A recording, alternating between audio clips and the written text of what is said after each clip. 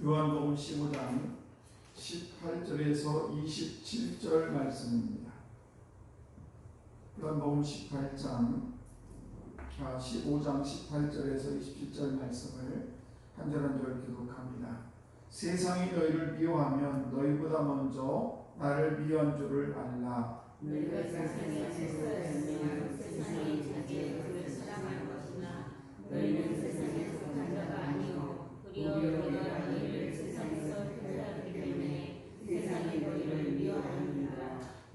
내가 너희에게 종이 주인보다 더 크지 못한다 한 말을 기억하라. 사람들이 나를 박해하였은즉 너희도 박해할 것이요 내 말을 지켰은즉 너희 말도 지킬 것이라. 그러나 사람들이 내 이름으로 말미암아 이 모든 일을 너희에게 하리니 이는 나를 보내시기를 알지 못하니라.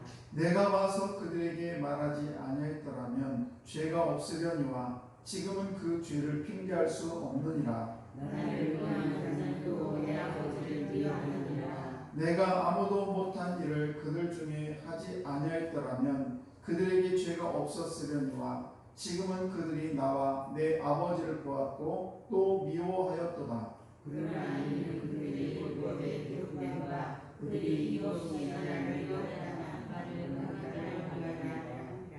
내가 아버지께로부터 너에게 보낼 보혜사 곧 아버지께로부터 나오시는 진리의 성령이 오실 때에 그가 나를 증언하실 것이요 너희도 처음부터 나와 함께 있었으므로 증언하느니라.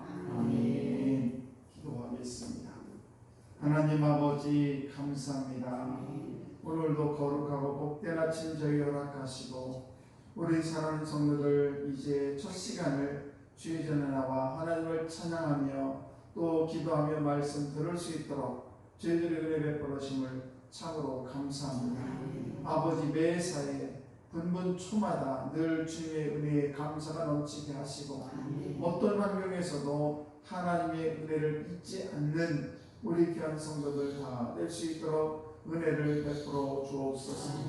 오늘도 우리 사랑하는 성도들 한 걸음 한 걸음 또 새로운 한 날을 맞이해서 내걷습니다.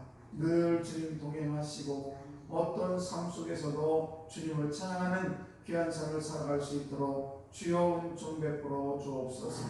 이 시간에 생일 감사함을 주 앞에 올려드립니다. 우리 최인수 권사님 생일 감사함을 드립니다. 아버지 귀한 아들 기억하여 주시옵소서. 지금까지 인도하시는 하나님 늘 영육간의 강건함으로 붙들어 주시옵시고 하나님을 찬양하는 자리에 빠지지 않도록 늘 주님께서 지켜 인도해 주시기를 원합니다. 평생 주님 부르시는 그날까지 주님의 찬양이 끊이지 않도록 아버지 귀한 권사님을 축복하여 주시옵소서.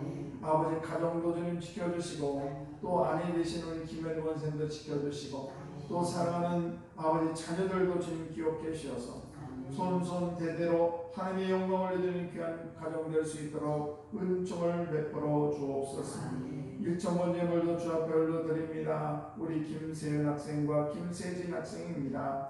아버지로 기억하여 주시옵소서. 이제 김세현은 이제 고3인데 주님께서 그의 앞길을 축복하시고 아버지 선한 길로 인도해 주시며 아버지 세진이도 아버지 좋은 친구 만나서 아버지 그의 앞길 형통할 수 있도록 주님 은혜 베풀어 주옵소서. 우리 사랑하는 자녀들 위해서도 기도합니다. 아버지 사랑하는 자녀들 어디에서 무엇을 하든지 하나님의 기쁨이 될 수 있도록 은총을 베풀어 주옵소서. 모든 것에 감사드리며 축복하며 예수님 이름으로 기도드리옵나이다. 아멘. 네, 귀하고 복된 새벽입니다. 오늘도 이 귀한 새벽에 나오시는 성도 여러분, 하나님의 은총이 여러분에게 함께 하시길 주의 먼저 축복합니다. 오늘 18절 말씀을 보시게 되면 세상이 너희를 미워하면 너희보다 먼저 나를 미워한 줄 알라 이렇게 말씀을 하시면서 세상이라고 하는 것은 하나님 알지 못하는 많은 사람들을 가리킵니다. 그런데 그들이 왜 우리를 이렇게 미워하는지 그리고 그 미워하는 것에 대해서 우리는 어떻게 그 대립의 관계를 해결할 수 있는지 오늘 말씀을 통해서 함께 은혜를 나누겠습니다. 20절 말씀을 보시게 되면은 사람들이 나를 하반절 말씀 보시기에는 사람들이 나를 박해하였은즉 너희도 박해할 것이요 내 말을 지켰은즉 너희 말도 지킬 것이라. 무슨 말씀인가 하면 세상 사람들이 예수를 받아들이면은 그렇다면 우리 사이와 그 세상 사람들과의 그 적대적인 다툼에서 우리는 그런 모든 것들이 해결될 수가 있다는 것이죠. 그래서 세상과 우리 사이에 적대적인 원인이 있는데 그것은 뭔가 하면 그 원인이 우리에게 있는 것이 아니라 하나님의 자녀가 된 저와 여러분들이 있는 것이 아니라 세상 사람들에게 원인이 있다는 것입니다. 그래서 우리가 근본적으로 저와 여러분들이 이 세상 살면서 물론 저와 여러분들이 예수 믿으면서 뭐 윤리적으로 뭐 도덕적으로 이런 것들을 잘못할 수도 있지만은 그렇기 때문에 우리를 미워하는 것이 아니라 원래적으로 우리가 잘하면 더 미워한다는 것입니다. 예수 믿는 사람들이 예수를 더 잘 섬기면 더 핍박이 온다는 거지요. 그래서 우리가 윤리적으로 잘못할 때도 있지만은 그것 때문에 우리를 미워하는 것이 아니라 더 예수를 더 잘 믿으면 우리를 더 핍박한다는 사실입니다. 그런데 예수님의 믿는 사람들에 대해서 세상 사람들이 어떤 잣대를 요구하냐면은 우리가 얼마나 잘합니까? 한번 우리가 그냥 객관적으로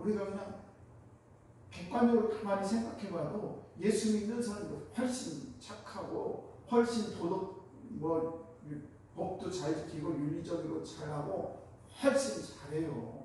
그렇잖아요. 우리 권사님들이 우리 장로님들이 집사님들이 어디 나가서 믿지 않는 사람과 비교하면 우리 믿는 사람들이 훨씬 다른 사람에 비해서 훨씬 깨끗하고 훨씬 더 정말 하나님의 말씀대로 살려고 무척 애를 씁니다. 그리고 조금만 잘못하면 마음의 가책을 받지 않습니다. 그럼에도 불구하고 많은 사람들이 우리들에게 더 많은 것을 요구해요. 자기들은 그렇게 하지도 않으면서 예수 믿는 사람이 조금만 잘못하면 예수 믿는 사람이 저런다고 얘기를 합니다. 자기들은 훨씬 더 못해요. 범죄자들 보세요. 거의 다 예수를 모르고 그냥 흉악범들이 거의 다 보면 그런 사람들이에요. 그런데 불구하고 예수 믿는 사람이 조금만 잘못하면 무슨 장로가 그랬다는 둥, 집사가 그랬다는 둥, 자기들은 그거보다 더 못하면서도 이렇게 그들이 어떤 율법이나 도덕이나 어떤 법에 의해서 우리를 잴 때에는 우리가 잘못해서 그런 것이 아닙니다. 원래부터 이 사람들은 우리가 너무 잘해도 시기하고 질투하고 우리를 계속해서 핍박하는 것입니다. 이것이 지금만 있는 것이 아니라 옛날부터 그랬어요. 예수를 믿을 때부터, 예수님이 계실 때부터 예수님이 무슨 죄가 있습니까? 그때부터 계속해서 예수 믿는 사람들을 핍박하고 십자가에 매달리는 그런 일이 있다는 것입니다. 그래서 저와 여러분들이 저와 여러분들이 예수 그리스도인답지 못하게 삶을 살아가기 때문에 세상이 우리를 그렇게 악하게 우리를 핍박하는 것이 아니라 우리가 하나님 말씀대로 열심히 살아도 이렇게 우리를 핍박한다는 것입니다. 그렇다면 우리는 어떻게 해야 되는 건가? 세상과 적당히 타협해야 되는가? 아니라는 겁니다. 세상과 타협하지요. 하나를 양보하면 또 하나를 양보하라고 해요.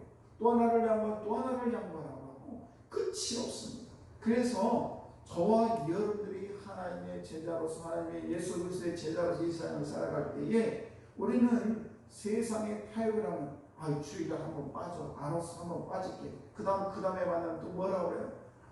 뭐 장로도 빠져, 권사도 빠진데 당신이 뭔데 그렇게 열심히 최선을 다하느냐. 새벽기도 그거 편하게 예수 믿지 뭘 새벽기도를 해. 다 그냥 집안에 넣어가지고 그냥 새벽기도 눈 뜨고 기도한 건데 꼭 교회 가서 해야 될 필요가 있느냐.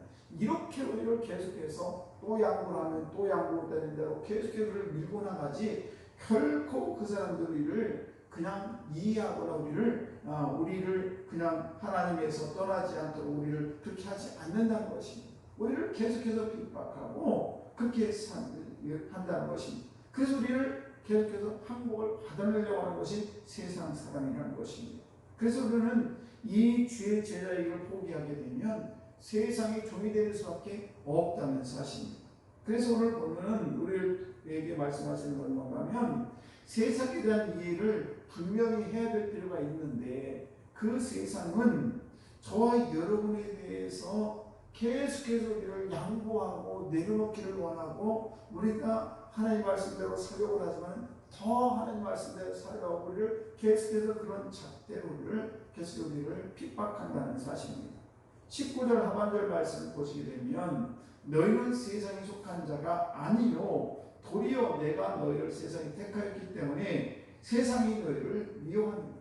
무슨 말입니까? 저들이 세상에 속해 있지만은 하나님의 자녀로 우리를 택해 주셨기 때문에 그래서 세상 사람들은 저들을 더 미워하고 우리를 핍박한다는 것입니다.